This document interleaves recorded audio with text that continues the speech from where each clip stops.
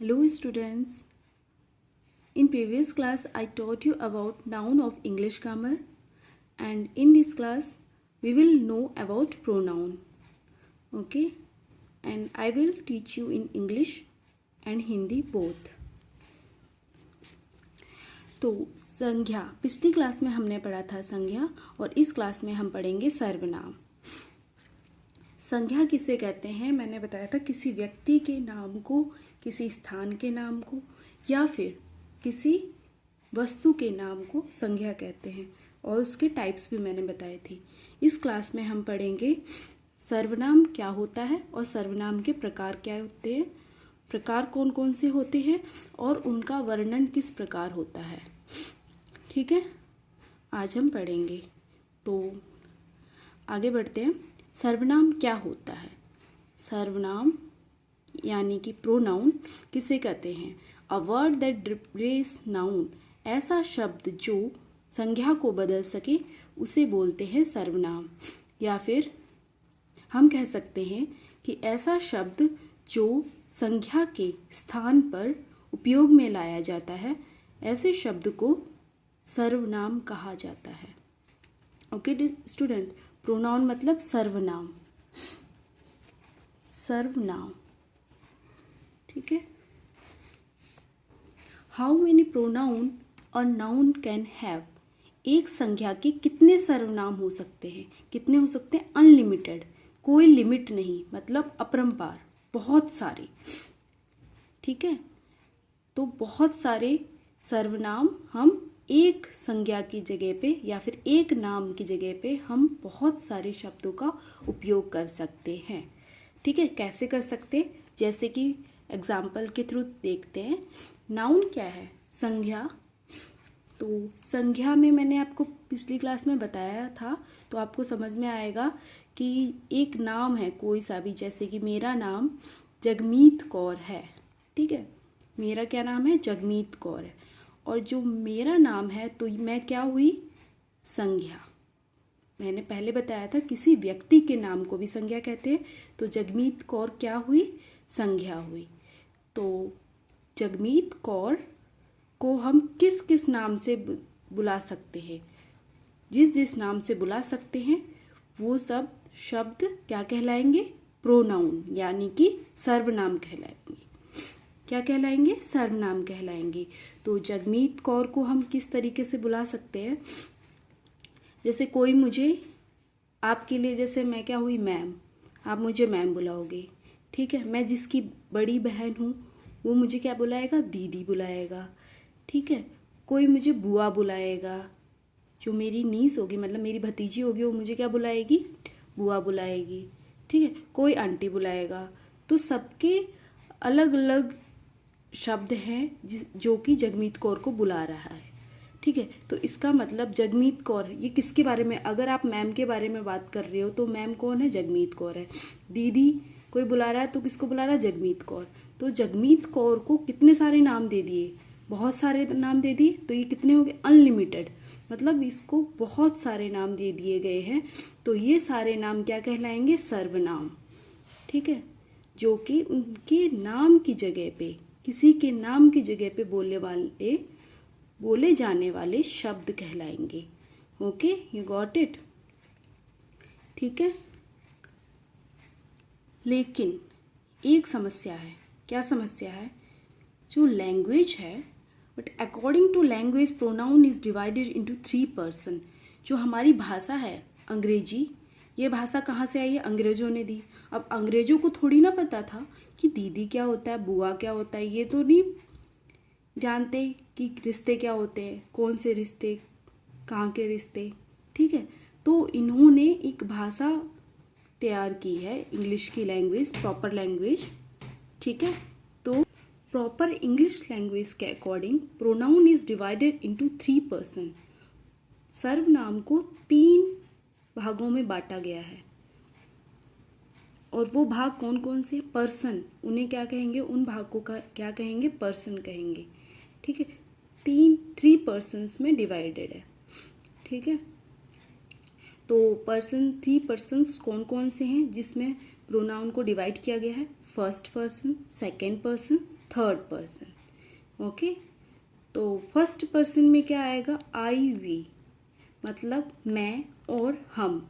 मैं अकेले सिंगुलर के लिए, और हम आएगा किसके लिए, बहुवचन के लिए। ये है एक वचन के लिए आएगा आई, और वी आएगा बहुवचन के लिए। ठीक है, तो फर्स्ट पर्सन किसके लिए आएगा, आई और वी के लिए। और सेकंड पर्सन में क्या आएगा, यू। यू यानी कि तुम। सेकंड पर्सन क्या होगा, तुम। थर्ड पर्सन क्या होगा, वह। शी लड़की के लिए, ही लड़के के लिए, इट नॉन लिविंग थिंग के लिए, दे बहुत सारे लोगों के लिए। ठीक है, या फिर किसी का नाम। किसी का नाम भी क्या होगा, एक पर्सन होगा, थर्ड पर्सन। किसी नाम से भी बुलाया जा सकता है उस पर्सन को। ओके, या फिर यूं कहें कि जगमीत कौर संज्ञा को कैसे बुलाया जाएगा, मैं। जगमीत कौर अपने आप को कहेगी मैं, दूसरा उसे कहेगा तुम। उसे नहीं पता कि रिश्ता क्या है तुम्हारा। जो अननोन पर्सन है बोलेगा तुम। ठीक है, सेकंड पर्सन बोलेगा तुम, और थर्ड पर्सन उसे बुलाएगा वह, जिसे वह जानता नहीं है। ठीक है, जैसे कि 3 पर्सन्स हैं, 3 पर्सन, 3 मनुष्य हैं। पर्सन मतलब इंसान होते हैं, 3 मनुष्य हैं। ठीक है, ये दोनों आपस में बात कर रहे हैं। ओके, ये दोनों आपस में बात कर रहे हैं कि मैं कहाँ गई थी, मैं कल बाज़ार गई थी। ठीक है, ये बोलती है फर्स्ट पर्सन, पहला आदमी बोला दूसरे आदमी से मैं कल बाज़ार गई थी। तो दूसरे आदमी ने बोला क्या कल तुम बाज़ार गई थी। वो किस नाम से बुलाएगा उसे, तुम करके बुलाएगा। ठीक है, हालांकि ये दोनों एक दूसरे के नाम को जानते हैं। जैसे कि ये जगमीत कौर है, जगमीत की बात चल रही तो जगमीत। ठीक है, ये प्रीति है। ठीक है, ये कौन है, ये प्रीति है, ये जगमीत है, और ये राम है। ये किसकी बात चल रही है, 3 पर्सन्स की। पर्सन मतलब क्या होता है, व्यक्ति। 3 व्यक्ति की बात चल रही है। ठीक है, तो क्या है, जगमीत ने प्रीति को बताया कल मैं बाज़ार गई थी। प्रीति ने पूछा क्या सच में तुम कल बाज़ार गई थी। ठीक है, जगमीत करके तो नहीं बुलाया, ऐसे करके तो प्रीति नहीं बुलाएगी ना। क्या कल जगमीत बाज़ार गई थी नहीं बोलेगी, क्या बोलोगे, तुम करके बात करोगे आपस में। तो ये फर्स्ट पर्सन, पहला व्यक्ति, दूसरा व्यक्ति, और ये तीसरा व्यक्ति। फिर प्रीति ने जाके किसको बताया, प्रीति ने जाके राम को बताया। राम को बोला कल जगमीत बाज़ार गई थी। तो राम ने क्या बोला, अच्छा वह बाज़ार गई थी क्या, तभी मुझे दिखी नहीं। तो इसने किसका उपयोग किया, वह का। इसने किसका किया था, जगमीत ने जब बोला था, बात बताई थी मैं से, और प्रीति ने क्या बोला था, तुम। तो क्या हो गया, मैं तुम वह। मैं आई मतलब मैं, यू सेकंड पर्सन बोलेगा तुम करके बात करेगा। थर्ड पर्सन किससे बात करेगा, ही, वह से बात करेगा। लड़के के लिए अगर लड़का होगा तो ही बोलेगा, और लड़की होगी तो सी बोलेगा। ठीक है, तो यह 3 पर्सन्स की बात चल रही है, I we you he she it. अगर बहुत सारे हुए तो हम। अगर जगमीत 2-3 फ्रेंड्स के साथ और जाती है तो वो हम करके बात करेगी। ठीक है, लेकिन सेकंड पर्सन जो दूसरा व्यक्ति होगा वो तुम करके बोलेगा, तुम सब, यू ऑल, ज़्यादातर ऑल लगा देगा, ऑल ऑफ यू। ठीक है, और थर्ड पर्सन क्या बोलेगा, दे, वे, क्या वे बाजार गए थे। ओके, समझ में आ गया, I think you understood now. अब आगे बढ़ते हैं, एक एग्जाम्पल और देखते हैं। मैंने एक स्टेटमेंट लिखी है, एक स्टेटमेंट है, Radha along with her friend named Ram is going to Huda market as she wants to gift him a Titan watch। इसका मतलब क्या हुआ, राधा अपने फ्रेंड के साथ, along with मतलब साथ, अपने फ्रेंड के साथ, हर मतलब अपने फ्रेंड, उसके फ्रेंड। लड़की के लिए हर यूज़ होता है और लड़के के लिए हिज यूज़ होता है। तो Radha along with her friend named Ram, Radha अपने फ्रेंड के साथ जिसका नाम था राम कहाँ गई? हुडा मार्केट गई। क्यों गई? As she wants to gift him a Titan watch, तो वह किसको देना चाह रही थी? टाइटन वॉच राम को देना चाह रही थी, तो इसलिए वह राम के साथ ही गई ताकि राम ही सिलेक्ट करेगा और राम के लिए ही वह वॉच ले लेगी, टाइटन वॉच। ठीक है, तब अब आप इस सेंटेंस में बताओ, फुल सेंटेंस में आप मुझे बताओगे कि कितने पर्सन्स का उपयोग किया गया है। यहाँ पे मैंने बताया था ना, एक व्यक्ति, दूसरा व्यक्ति, कितने व्यक्तियों के बारे में बात चल रही है। ठीक है, कितने के बारे में बात चल रही है ये? इस फुल सेंटेंस में कितने पर्सन हैं आप मुझे बताओगे, कितने पर्सन है टोटल? मैंने अभी बताया था फर्स्ट पर्सन सिर्फ यही होते हैं person, I, we, you, he, she, ये सब पर्सन होते हैं। ठीक है, और ये सब क्या है? प्रोनाउन है। तो इस सेंटेंस में टोटल कितने पर्सन हैं और कौन कौन से हैं? तो कौन कौन से हैं? एक तो है राधा, मैंने बताया था नाम भी हो सकता है या किसी का नाम लिखा हुआ ना, he, she, it, they, third person में, या फिर किसी का नाम। तो एक तो राधा है, ठीक है, राधा एक नाम है, तो ये भी क्या होगी? पर्सन होगी। और दूसरा राम हो गया, तीसरा शी हो गया।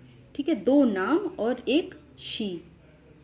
ठीक है, तो हम ये भी लिख सकते थे as Radha wants to gift him a Titan watch, तो बार बार उस राधा का नाम ले लेके आप कंफ्यूज हो जाते, तो इसीलिए ये चेंज लाया गया कि राधा की जगह पे शी का यूज़ करते हैं, जिससे कि कंफ्यूजन ना हो। बार बार राधा का नाम पढ़ेंगे एक सेंटेंस में तो कंफ्यूज हो जाएंगे, इसलिए क्या किया गया?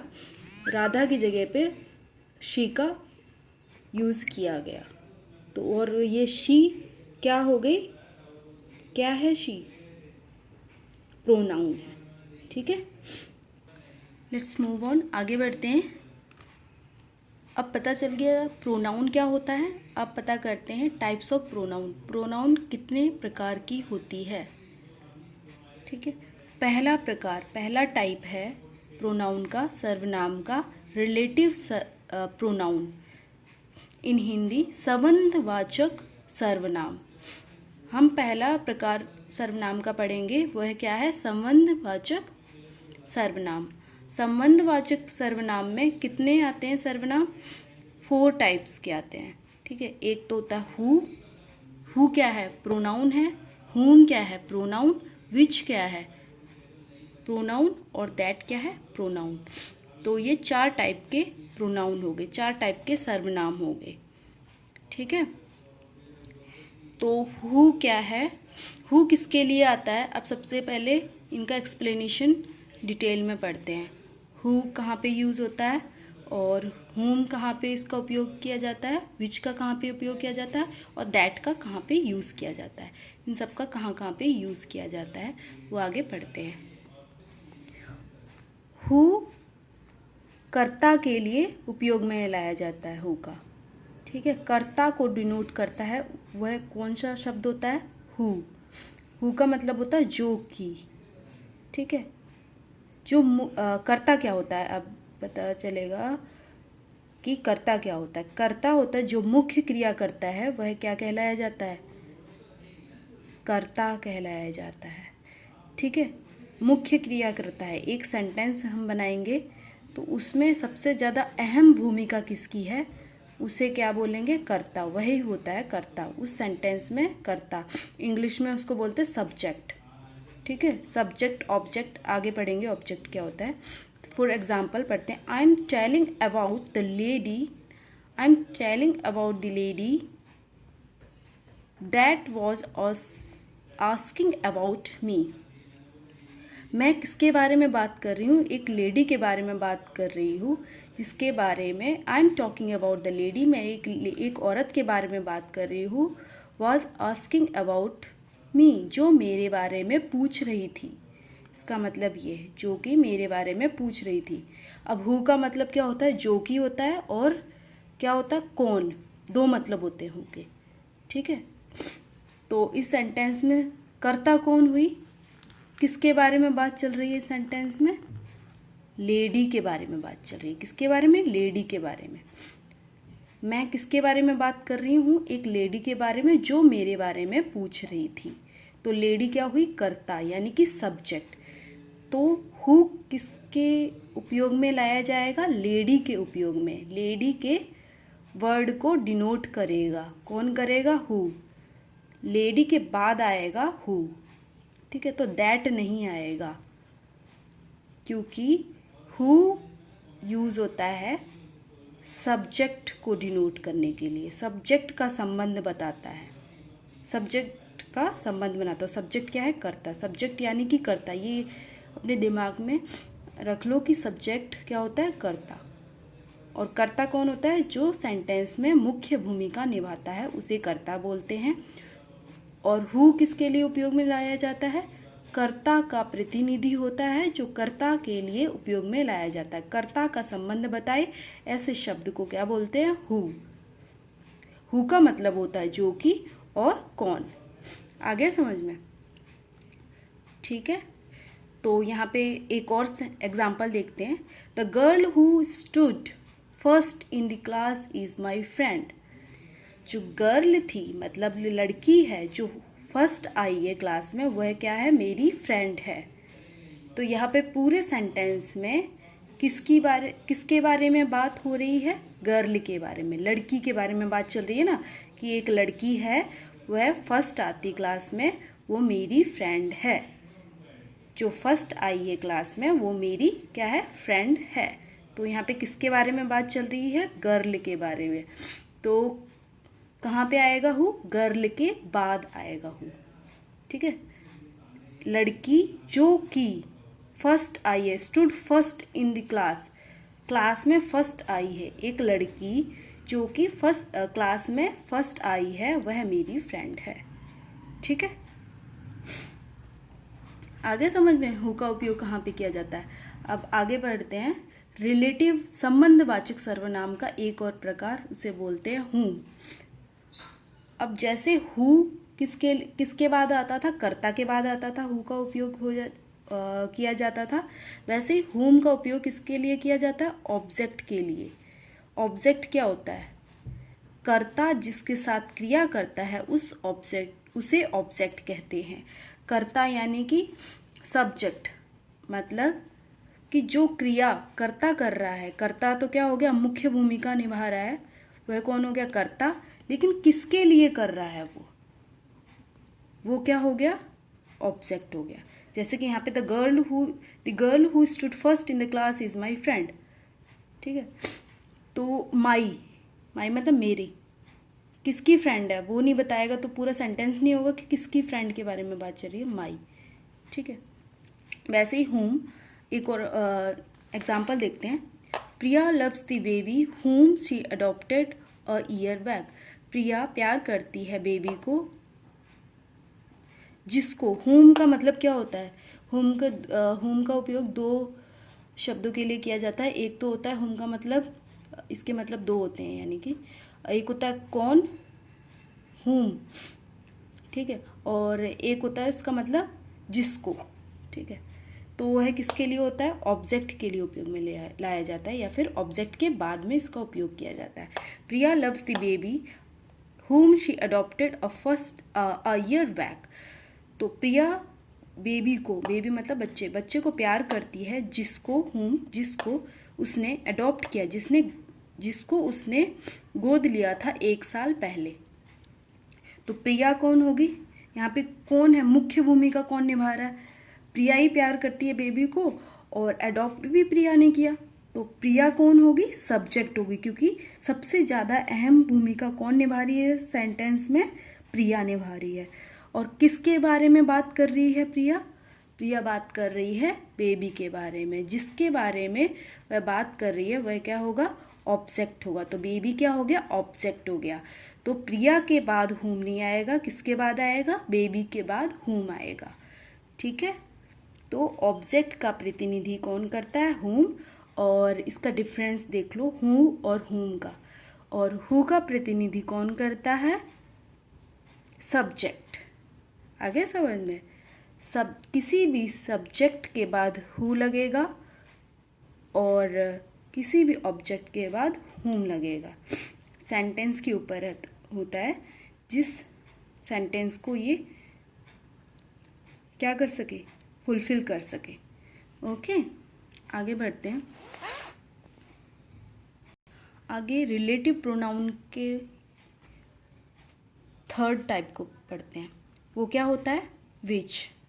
क्या होता है, विच। विच का मतलब क्या होता है, विच का कहाँ कहाँ पे यूज़ किया जाता है। विच का एक तो होता है टू रेज क्वेरी, क्वेरी मतलब क्वेश्चन, क्वेश्चन उठाने के लिए विच का यूज़ करते हैं। विच कौन, कौन सा, विच, ठीक है। Which animal do you like, कौन से जानवर को तुम पसंद करते हो, कौन से जानवर को तुम प्यार करते हो, ठीक है। विच कौन से, ये क्वेश्चन हो गया। तो टू रेज क्वेरी मतलब क्वेश्चन उठाने के लिए विच का उपयोग किया जाता है। और किसके लिए किया जाता है, टू सिलेक्ट समथिंग, कुछ चीज़ों का चुनाव करने के लिए। बहुत सारी चीज़ें पड़ी हैं, उनमें से पूछा जाएगा आपको इन सब में से कौन सी चीज़ पसंद है, उसको सिलेक्ट करो, उसका चुनाव करो। तो किसी भी ऑब्जेक्ट को या फिर किसी भी चीज़ को, या फिर वो नॉन लिविंग थिंग है या फिर वो लिविंग थिंग है, किसी भी चीज़ को चूज़ करने के लिए जिस शब्द का यूज़ किया जाता है उसे क्या कहते हैं, विच, ठीक है। तो विच कहाँ पे यूज़ होगा, फॉर एग्जाम्पल देखते हैं। Among these 5 gentlemen who is your father. Among these, इन सब में से, इन सब 5 जेंटल में से, हु इज़ योर फादर, तुम्हारे फादर कौन है।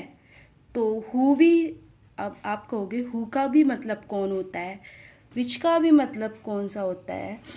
तो हु भी लगा सकते हैं हम, विच भी लगा सकते हैं। लेकिन मैंने पिछली क्लास में क्या बताया था कि हु का यूज़ कहाँ पे होगा, जहाँ पे चुनाव करेंगे किसी भी चीज़ का, वहाँ पे हु का यूज़ नहीं होगा। हु का यूज़ कहाँ पे होगा, सिर्फ रिलेट करने के लिए, सब्जेक्ट को रिलेट करने के लिए, सब्जेक्ट का संबंध बताने के लिए, ठीक है। हु का मतलब कौन भी होता है, और क्या होता है, जो कि संबंध को इंडिकेट कर रहा है।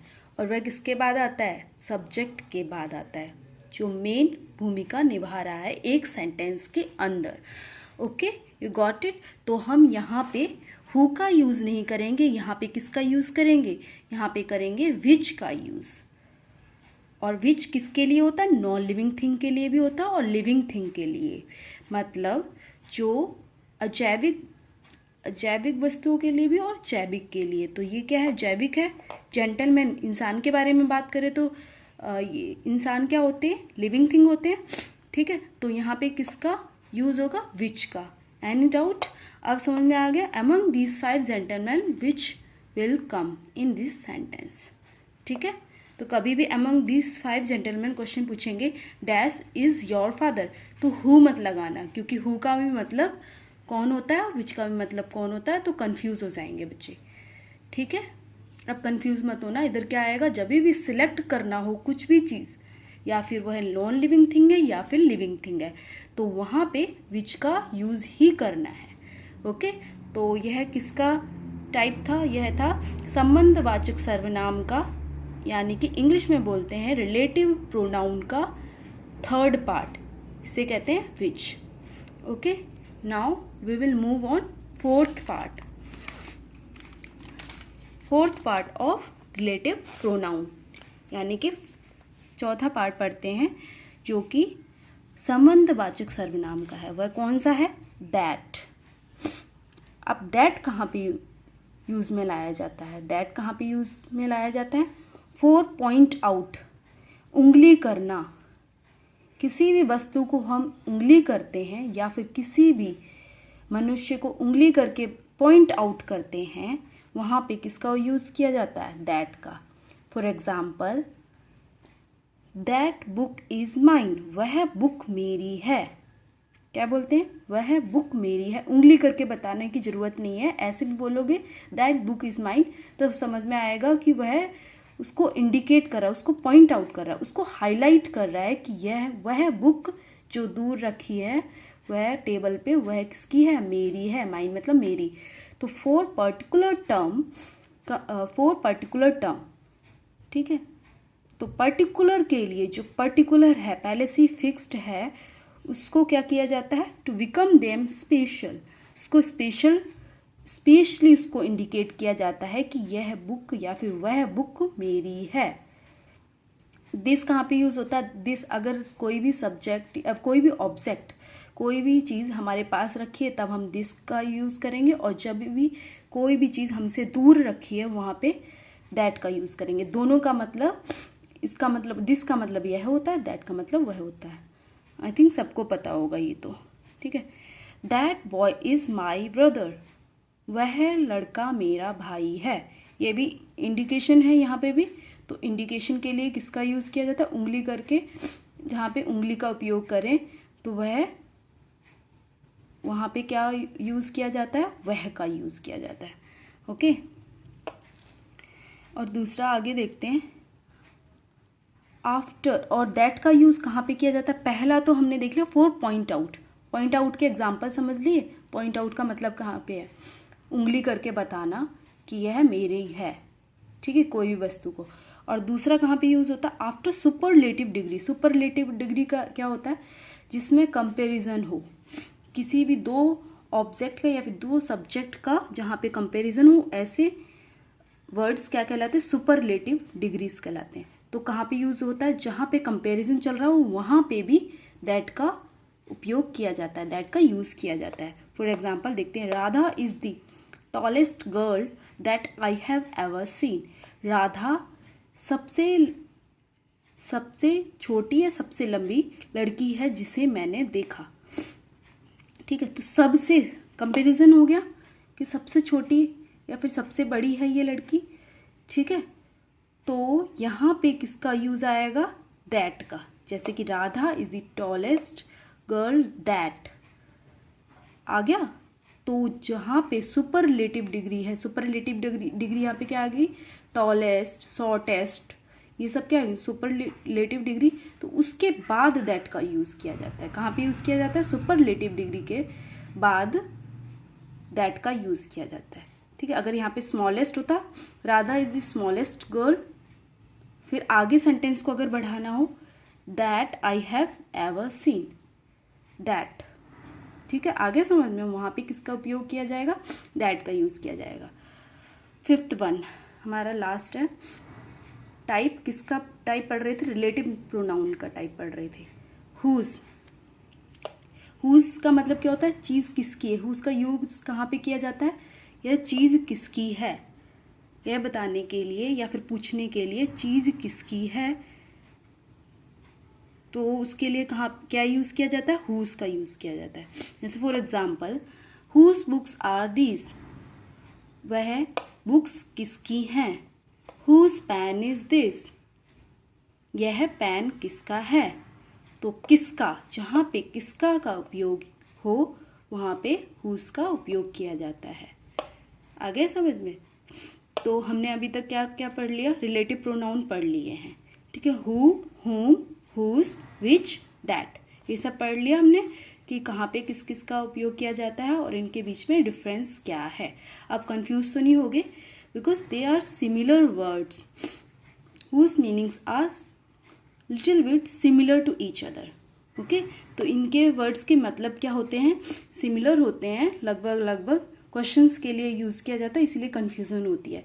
तो बहुत ज़रूरी है ये रिलेटिव प्रोनाउन को समझना, ठीक है। जो ऐसे सर्वनाम जो क्या करें? संबंध बताएं या फिर संबंध बताएं किसी भी सब्जेक्ट का ऑब्जेक्ट के साथ। इस शब्द को क्या बोलते हैं? संबंधवाचक सर्वनाम। और सब्जेक्ट पता चल गया, ऑब्जेक्ट पता चल गया। सब्जेक्ट क्या होता है? कर्ता, और ऑब्जेक्ट क्या होता है? ऑब्जेक्ट क्या होता है? हाँ, और सब्जेक्ट होता है जो मुख्य क्रिया करे और जिसके साथ क्रिया किया जाए उसको क्या बोलेंगे? ऑब्जेक्ट बोलेंगे। ओके, आगे समझ में? अब अगली क्लास में हम पढ़ेंगे सेकंड टाइप किसका? प्रोनाउन का सेकंड टाइप पढ़ेंगे, ठीक है। वो नेक्स्ट क्लास में पढ़ेंगे। और कोई भी डाउट हो अभी तक टाइप्स ऑफ प्रोनाउन या फिर प्रोनाउन से रिलेटेड, तो मुझसे पूछ सकते हो थ्रू मैसेज और टेक्स्ट। अगर कोई भी मैसेज नहीं आता है, कोई भी क्वेश्चन नहीं आता है इस टॉपिक से रिलेटेड, तो मैं यही सोचूंगी कि सबको आ गया है, फिर टेस्ट लूँगी। ओके, ठीक है। तो नेक्स्ट क्लास में हम पढ़ेंगे other type of pronoun, pronoun सर्वनाम का दूसरा प्रकार। ठीक है। Okay students, thank you.